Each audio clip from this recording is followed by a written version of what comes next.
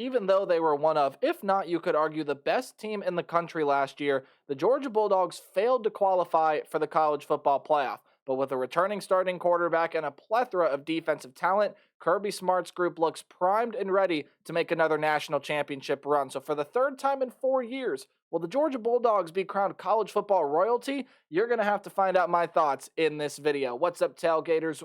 You're in the booth with Tailgate Nate today, and welcome to prediction season. It is finally here. Prediction season means that I predict every single FBS level team. There's 134 of them this year. Guys, it means if you root for an FBS team, I'm predicting your favorite team. So make sure you hit the subscribe button and ring the bell so you know when your favorite team's video gets uploaded to my channel. Thank you so much for watching the video. Help support my channel in more ways than you guys can imagine. I want to continue to see the growth of the channel this summer. So please like, comment, share, continue to watch my videos, and do anything else you can to help support and interact with the channel. It means a lot to me. How are predictions going to work this year? Well, we're going to dive into a team's offense, a team's defense, and then we're going to go ahead, predict the 2024 schedule for the Georgia Bulldogs. Sound good? Sounds good to me. Let's kick prediction season off right.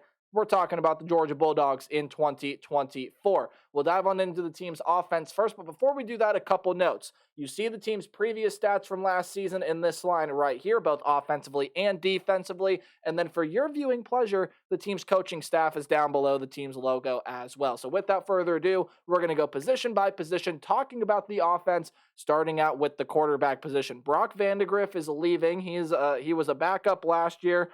Through only 18 passes, completed 67% of them. He's off to Kentucky, so your returning starting quarterback is Carson Beck. 3,941 yards, 24 touchdowns, 6 interceptions on 72.4% completion percentage last year. He kind of flew under the radar with some guys like Caleb Williams and Jaden Daniels and others taking more center stage, Michael Penix, Bo Nix.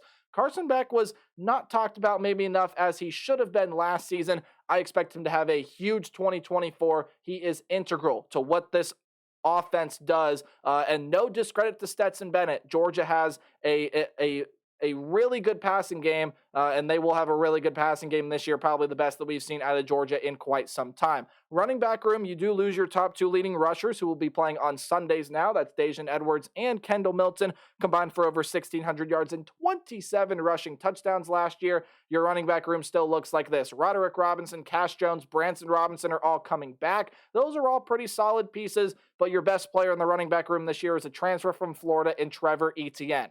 He got into some legal trouble, so probably most likely will not be available for the first game or two of the season, which could be problematic, and we'll find out why later. But once he gets back to this team and once he gets on the football field, he's going to be the lead tailback, and he's going to provide such a dynamic ability out of the backfield with his legs and with his hands. He's a great pass catcher out of the backfield as well. Your wide receiver room, Ladd McConkey and Marcus Rosemy-Jacksaint, your number 2 and number 3 leading wide receivers among wide receivers last year, are both gone. A couple pieces lost to the portal as well, but Dominic Lovett, Ra Thomas, Dylan Bell, and Arian Smith are all coming back.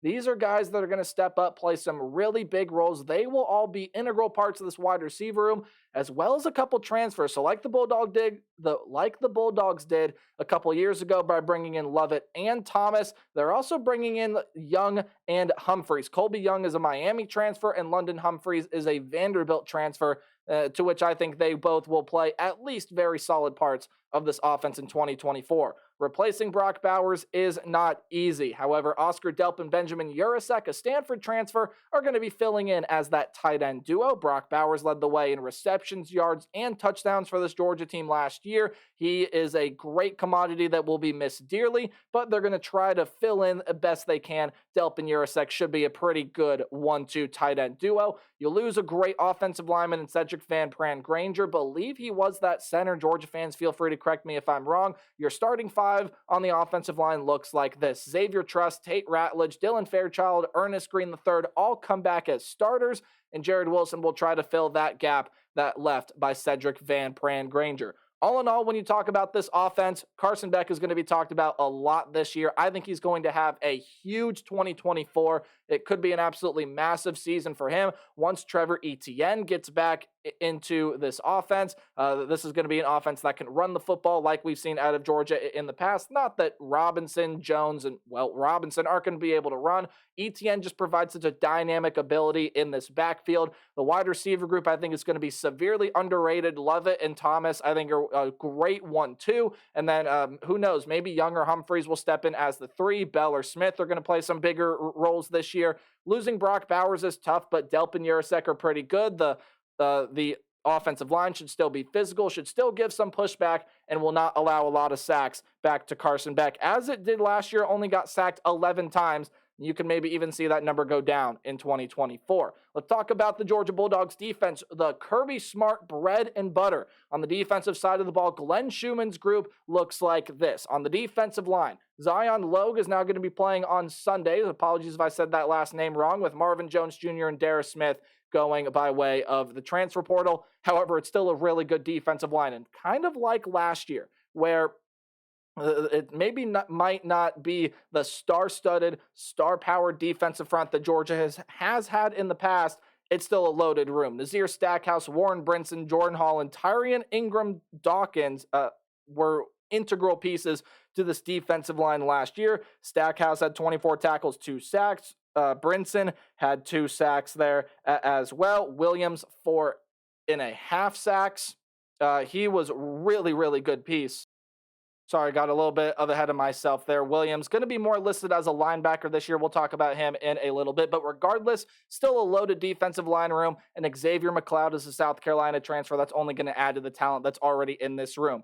Couple surprises from the transfer portal leaving in the linebacker room. Jamon Dumas-Johnson, who was a top 10 tackler for this team last year, as well as Xavier Sori, who had 19 tackles for the team last year. Dumas-Johnson was a leader, a very good player, 3.5 sacks, 34 tackles. He's gone to a different program. Yet, even with those 2 losses, guys, I think this is one of, if not, you can make the case for the best linebacker room in the entire country. Smell Mondon Jr. should be a junior after that. 68 tackles, 3 sacks, second leading tackler on this team last year. CJ Allen, Jalen Walker, Chaz Chambliss. Here's Mikel Williams, and Raylan Wilson is going to make for an incredible linebacking duo. It's what's going to help this rush defense. It's what's going to help this pass defense. It's what's going to help this pass rush. And it was a great reason why they were so good on third down a year ago. And the same reason goes for why they will be a great third down defense in 2024. At least that's how my prediction stands. Kamari Lassiter has gone to the NFL. He was a cornerback for this team. Really good player, 37 tackles, 8 passes defended for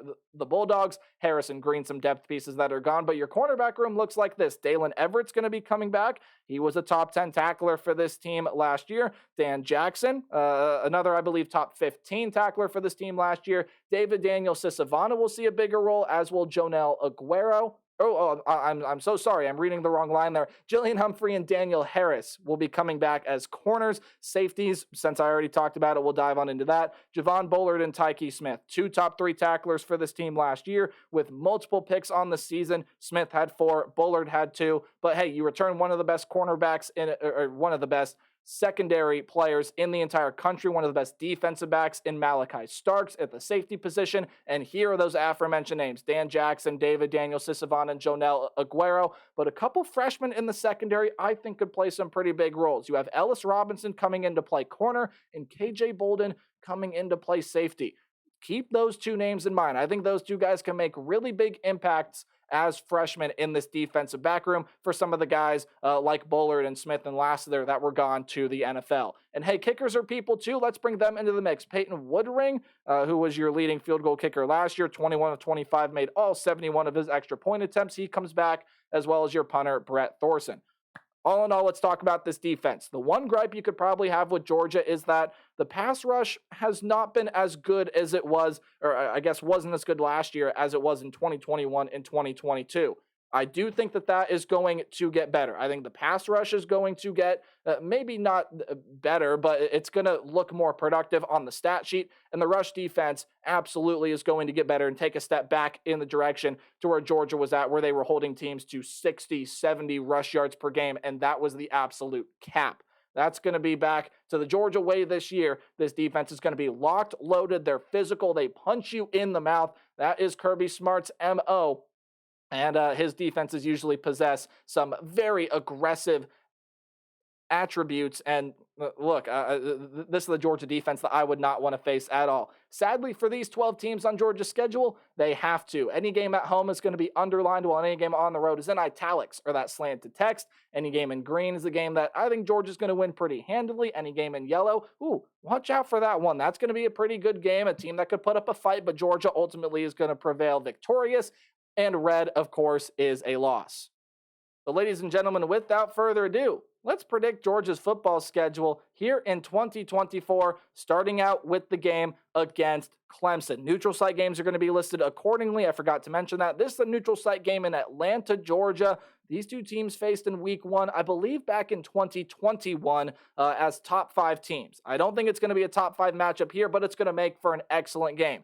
And it's going to make for another physical game, like what we saw when these two teams played in the regular season a couple of seasons ago. Both these teams' defenses are going to be really good, really physical. They're going to punch you in the mouth. But the big key here is Georgia, I think, has more physicality defensively than Clemson. Yes, I know these are two very physical defenses, but I think Georgia will be more physical and they have more offensive weapons. It's year 2 of Klubnik and Riley together.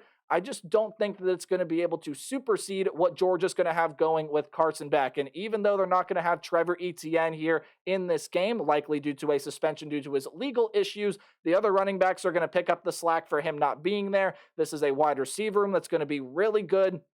And Georgia will prevail against Clemson. It's going to be a dogfight. It's going to be a really good game, but I do think that Georgia prevails victorious in Atlanta. They should have no trouble with Tennessee Tech, and I think they beat Kentucky as well. Maybe some motivation. Brock Vandagriff playing his former team, if he does indeed win that starting job at Kentucky, which is probably pretty darn likely. I still don't think Kentucky has enough weapons offensively to be able to beat Georgia's defense enough, and Georgia will prevail there in week 3. Every team has 2 bye weeks in 2024. The first bye week comes here before the game against Alabama.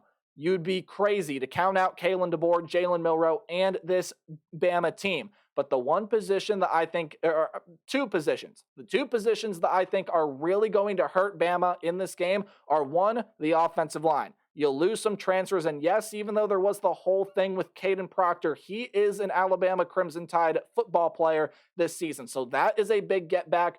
But the offensive line overall has struggled in the past couple of seasons. It could struggle again this year, and they're going to be really, really young in the secondary. I think those 2 things, the physicality on the Georgia front 7 will be able to outmuscle and get back to Jalen Milroe, even though he may be able to get outside of the pocket and create some plays.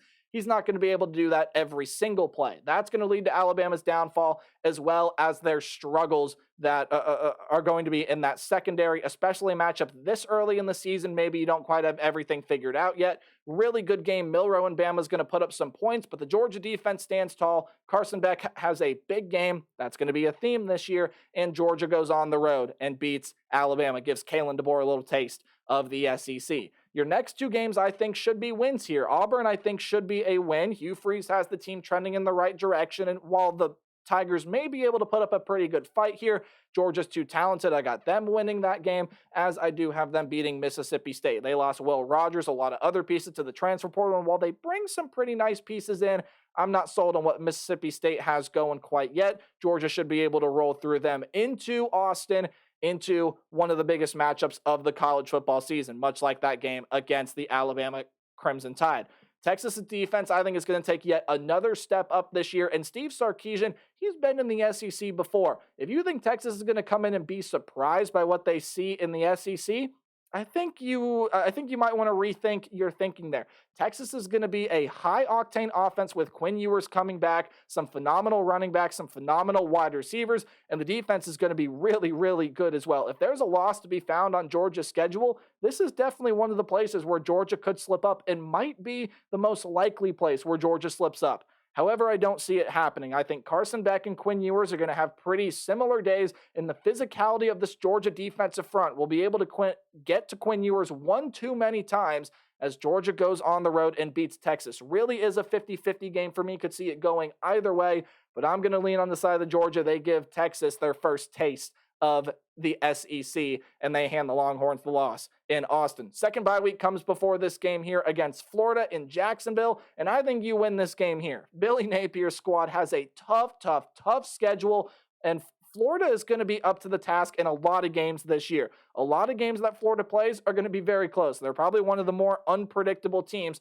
in the country this season. However, Georgia, again, just has too much talent. Florida's got a lot of nice pieces, and I think can be fairly competitive. They're not going to be that competitive with Georgia, though. The Bulldogs will win in Jacksonville. Here's another spot for a loss on Georgia's schedule. The Ole Miss Rebels come in with a win this year mentality. They are in go mode. Jackson Dart comes back. Yes, you lose Quinshon Judkins, fine. You bring in a couple transfers offensively in the running back room. You get Juice Wells, a couple other really talented wide receiver weapons, a ton of offensive line transfers, some really good defensive transfers as well. Walter Nolan from Texas A&M, another defensive lineman I'm blanking on, some secondary members. Ole Miss is all in. I don't think it's still going to be enough to beat Georgia. I still just think the physicality level of Georgia will match up too well with Ole Miss, and they'll be able to win. The Bulldogs will. It's not going to be a thrashing like it was last year, and in Oxford, Ole Miss is going to put up a fight, but Georgia will still win that game, as I think they will beat Tennessee. But hold on now. I think the Volunteers are going to have some fight in them. James Pierce is one of the best defensive players in the entire country, and it's Nico time in Tennessee. And if he is up to the hype, if he lives up to the hype that everyone is giving him, oh, wow, that's going to be a really dangerous Tennessee team. But overall, I like Georgia too much there. Give me the Bulldogs, especially with that game being in Athens. And the last two games of the year should be wins. I got the win against UMass, and I got the win against Georgia Tech. UMass, I don't need to explain. In Georgia Tech, while they're trending in the right direction, they seem to be getting more and more competitive every single year. They're still nowhere near the level that they need to be at to beat a team like Georgia, especially on the road. So I got Georgia a perfect 12-0 this year. Now, if the floor falls out here with the Bulldogs, I could see 9-3. Obviously, 12-0 the best case scenario, and that is what I have here. I think the physicality level, the play of Carson Beck are going to be two huge factors for Georgia this year. And Kirby Smart's squad is going to be right back near the top of the college football world, especially with a schedule like this. If you can go 12-0, 11-1, probably another pretty likely scenario here. Either way, you're going to probably be rolling into the SEC championship game with a shot at going to win another national championship. Guys, let me know your thoughts on the Georgia Bulldogs in the comment section below. And as always, remember to play hard, but tailgate harder. I'll see all you guys in the next video. Ohio State, you're on the chopping block next. Goodbye.